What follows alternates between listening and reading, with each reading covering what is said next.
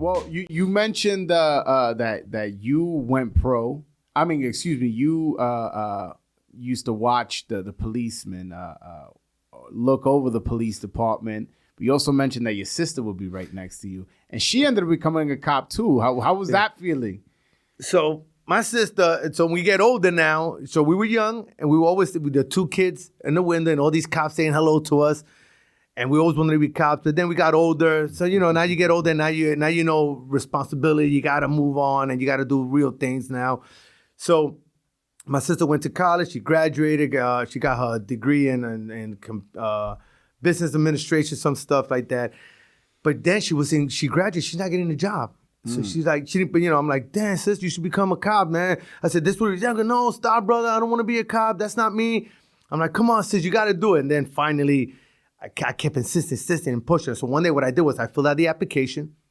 And back then you had to pay like $30. You fill out the form. Then I came up to her, I said, here. She goes, what's that? I said, that's the police, the application signed. She goes, brother, stop, I'm not doing it. I said, you're going to sign it. So I made her sign it. I said, listen to me. I said, you got to have something to fall back on. Right now you're struggling. I said, you don't have a job. I said, you're working in a jewelry store at the time. And you're complaining that you're not making money.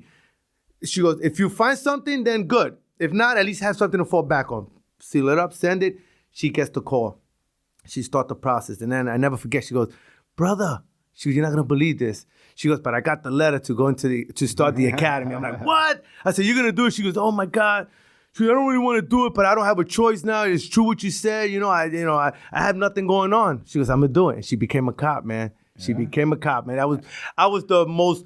like when you're a parent, you proud of your kids. I was like a proud, brother, father figure for her because I was the oldest. How much older were you than her? Well, with her, we were just 10 months apart. 10 months apart. Wow. We were like twins, okay. But so I was 10 months older than her. Okay. But then I got the other two younger ones. But it was a great feeling because I used to I was like the father figure in the house because we didn't have a father around, so I was always overprotective with them, especially imagine me being a boxer and then being a cop and then having two sisters and man, so people were scared of me, they didn't want that's Felipe's sister, you don't want to mess with them, Well, she gets into the police academy. Where were you assigned and where was she assigned as far as So she starts the police. Unfortunately, she didn't do 20 years. So she got assigned to the 102 precinct.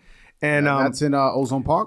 In Ozone Park, yeah. Okay, so not too far from East New York. Not too far from East New York. So it's funny because I remember telling her, listen, I said, go to the academy, you graduate. I know so many people now because I was in the police.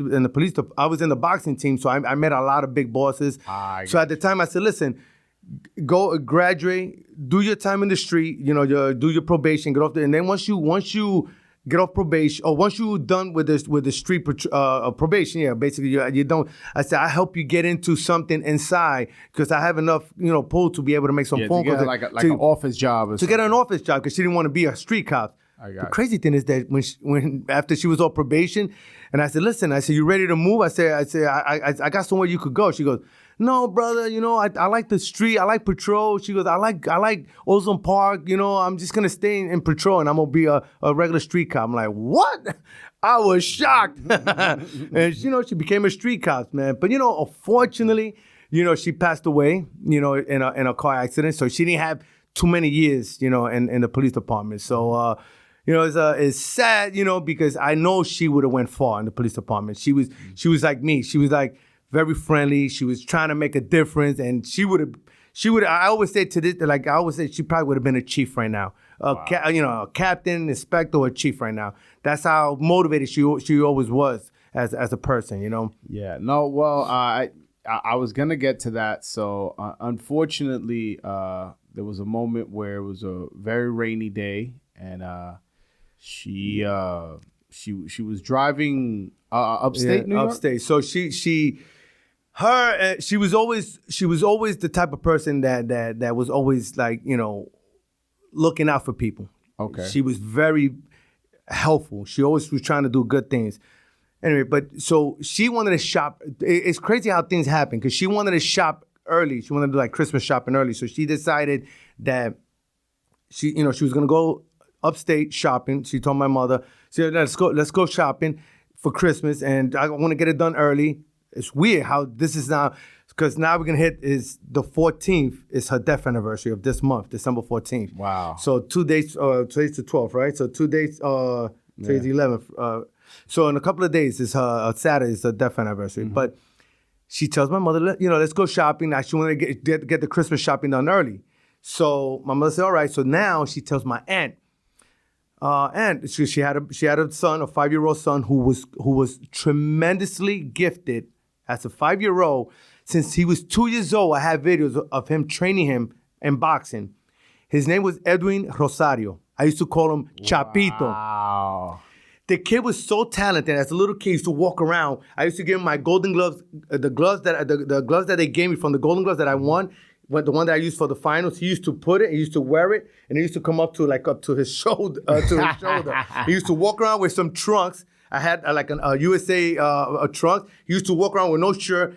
2 years old, 3 years old. This I used to do, walk around, and he used to throw punches. That kid was tremendously talented. So at the time, he was in school, so my sisters always tell my aunt who lived in the second floor, listen, do you mind grabbing my son? Because, he's gonna get out of school early, whatever. She's like, yeah, because she was always getting stuck at work. That day, she told my aunt, I said, listen, she goes, can you get him out of school? And she's like, no. She goes, she said, yeah, I get it. She goes, you know what? She goes, you know what, Thea, forget him. I'll get him. I'll just take him with me. She goes, no, don't worry. She goes, no. You know what? She goes, I'm always stuck sticking you with them. You always got to go pick him up, doing me favors. She goes, I'm going to take him. She goes, one day that I take him out of school is not going to kill him. That's her exact words. One day that I take him, I never forget my aunt telling me, she goes, her exact word was, one day I take him out of school is not going to kill him. He's never absent. She took him out of school. She goes, she's driving. My mother's on the passenger side. He's in the back. And she lost control. My mother said that it was icy because it was in December. It was early in the morning, so usually around when upstate it's always icy. Yeah. So she had one of the old Oldsmobile that the steering wheel was very light. So my mother said that she must I guess at one point she turned around to look back to see, because my nephew was in the back. But he was falling asleep. He was always hanging on the seatbelt. Yeah. So she kept looking back. Turning back to put his head back. So at one point she turned back to look, I guess. But then it was so slippery that the car started slipping, and it just started swerving side to side. It went off the road, slammed into a tree, and her and my nephew passed away instantly. Man, that's okay. Sorry, bro. No, you don't gotta apologize. It's tough, man. And sorry about that, brother. No, you don't gotta apologize, brother. This is serious stuff, man. This is serious stuff. You making me cry. It's okay. It's okay, man. It's tough because it's around that time now, And, you want to be strong, for your mother, because my mother was in a car accident. Miraculously, she sustained any injuries? Miraculously, she survived that car. But no broken arm, leg? She has severe injuries. She has multiple surgeries, but, she still has complications to this day from that. But how tough was that on your mental?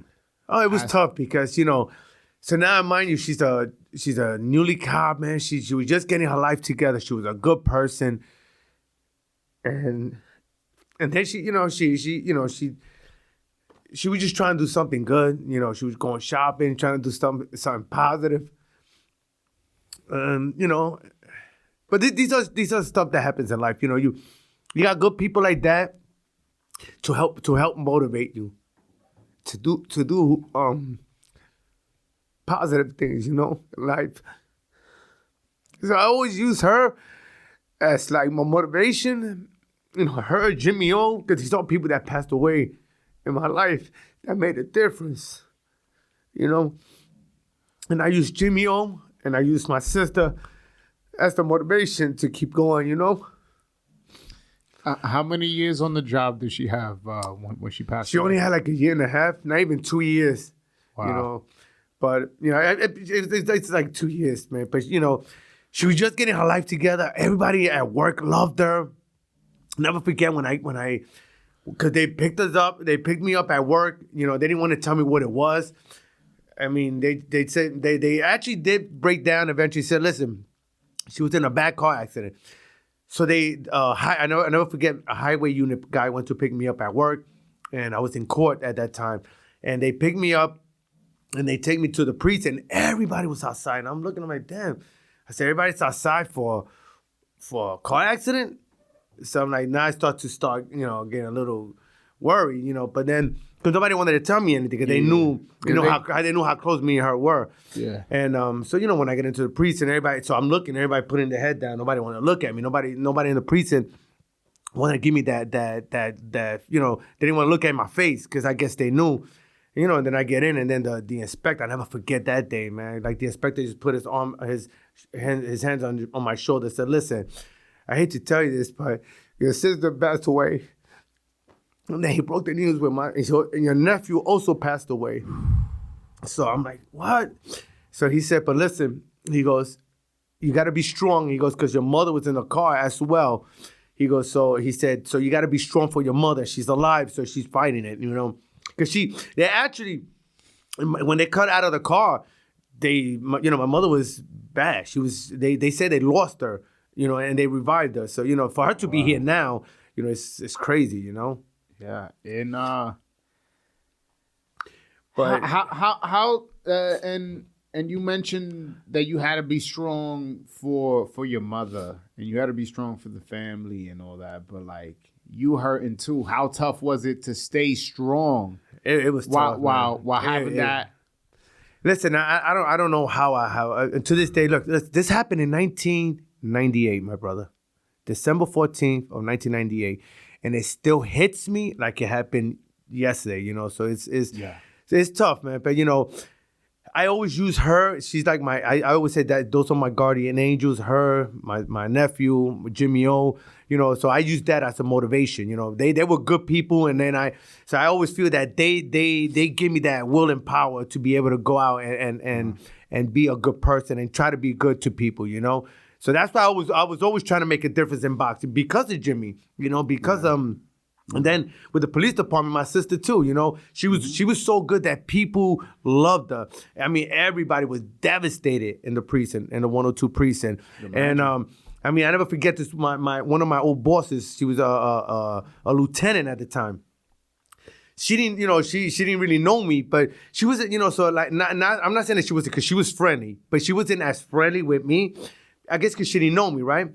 So I'm standing in front of her, and I got my hat. So in my hat, I had the picture of my sister and my nephew. So I have it like this, and she's sitting on the table, right, on the desk, writing something. She turns around, she goes like this. She goes, and then she looks at me. Then she looks back down. Then she goes like this.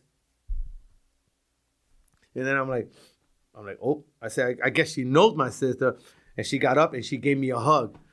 She goes, oh my God, I didn't put two and two together. She goes, Anna. She goes, I love Anna. Anna was, we worked together in the 102. So it's crazy how, like you meet people, and then everybody had great things to say about him. And that place, the church, the priest, when the priest was doing the homily, he said, I never seen a church this packed in my life. He goes, so it goes to show what type of person she was, everywhere. It was so packed, there was no seats available. People were standing in the back, and there was people outside standing outside. That's how many people went to the funeral, to the mass for her, Man, it's But sorry about that, brother. No, you don't gotta apologize, man. It's tough, when I talk about it. I don't like talking about it because of that, because it's opening up an old. Yeah. We can move on. No, it's not a problem. But she was a good person, man. She was great, and she was also a boxer. She also fought. Really? Oh, I need. Let me go back. Yeah, let's go into that. So I used to. I got old videos of me training her to box, because she used to go to the gym and she loved boxing, and she competed. She actually her first loss in the Golden Gloves was against, what's this girl's name? Patricia Alcivar.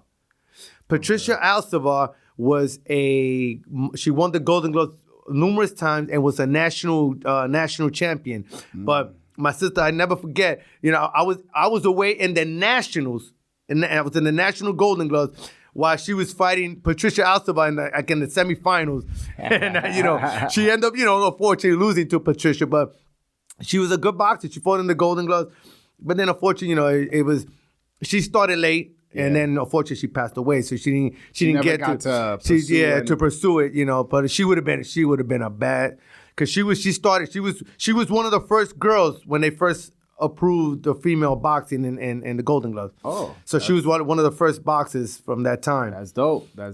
So she was a part of history in some way. Yeah, so God rest her soul, and God rest your nephew's soul as well. Thank you.